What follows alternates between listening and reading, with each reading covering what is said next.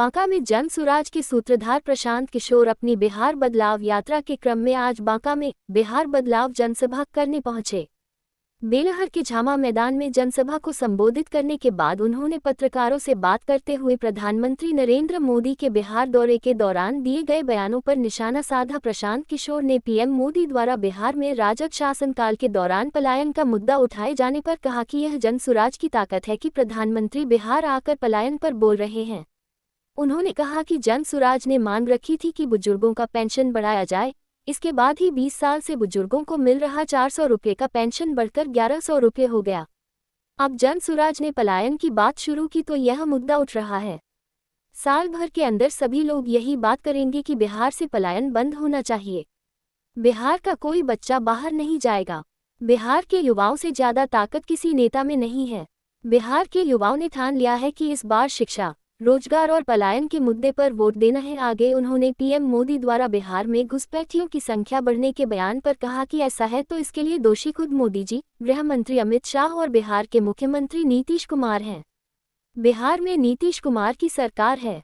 मोदी जी की केंद्र में 2014 से सरकार है। बॉर्डर का नियंत्रण उनके पास है। वहीं प्रशांत किशोर ने एक सवाल के जवाब में जन सुराज सरकार की शुरुआती प्राथमिकताओं के बारे में स्पष्ट तौर पर जानकारी दी। उन्होंने कहा कि जन सुराज की सरकार बनते ही सबसे पहले 1 घंटे में फर्जी शराबबंदी कानून को खत्म कर देंगे।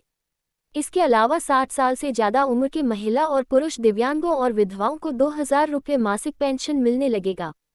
साथ ही 7 दिन के अंदर एक नया पलायन रोको विभाग बनाएंगे, जिसका काम बिहार से बाहर गए युवाओं को बुलाना और उन्हें यहीं पर 10 से 12,000 रुपये के रोजगार की व्यवस्था करना होगा। यह विभाग सीधे मुख्यमंत्री के अधीन काम करेगा। उन्होंने कहा कि जन सुराज सरकार बनने पर चौथा बड़ा काम गरीब परिवार के बच्चों की शिक्षा के लिए होगा।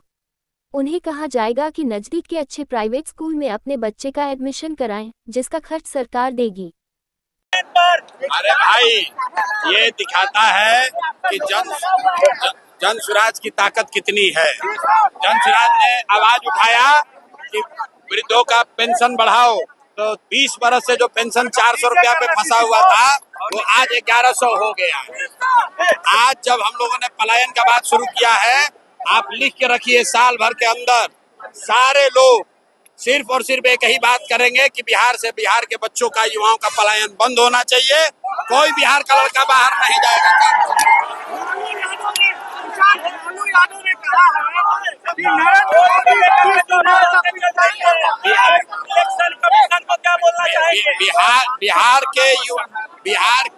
बिहार के युवाओं से ज्यादा ताकत किसी भी नेता का नहीं है।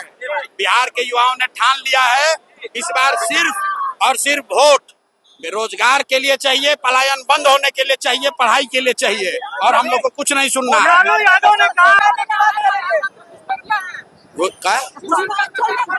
अगर घुसपैठिया है, अगर मोदी जी कह रहे हैं कि घुसपैठिया है, तो 14 बरस से देश में शासन कौन चला रहा है? बॉर्डर का नियंत्रण किसके पास है? होम मिनिस्टर अमित शाह है कि नहीं है? बिहार में सरकार किसका है? तो अगर घुसपैठिया आया है तो इसका दोषी कौन है? इसका दोषी मोदी जी है, अमित शाह है, भाजपा और नीतीश कुमार है। तो बांका के लिए सबसे पहला काम क्या करेगी? बांका के लिए कुछ करे न करे, पूरे बिहार के लिए 1 घंटा के अंदर सबसे पहले ये फर्जी शराबबंदी का कानून हटा देंगे। दूसरा काम सभी 60 बरस से ज्यादा उम्र के महिला पुरुष को, दिव्यांगों को, विधवाओं को 2000 रुपया पेंशन मिलने लगेगा।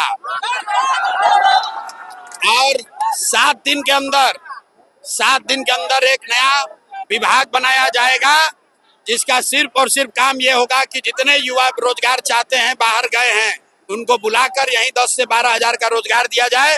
मुख्यमंत्री के अधीन सीधे एक नया विभाग बनाया जाएगा, पलायन रोको विभाग, जिसमें किसी भी युवा को बाहर 10-12,000 रुपए के लिए नहीं जाना पड़े। पर्यटन के लिए जन सुराज क्या करेगी? रुको यार, चौथा चीज, यहाँ पर जितने गरीब लोग हैं, जिनके इलाके में सरकारी स्कूल में खिचड़ी बट रहा है, पढ़ाई नहीं हो रहा है, वहाँ पर लोगों को ये सुविधा दे दी जाएगी कि आप अपने बच्चे को प्राइवेट स्कूल में पढ़ाइए, उसका फीस सरकार भरेगी।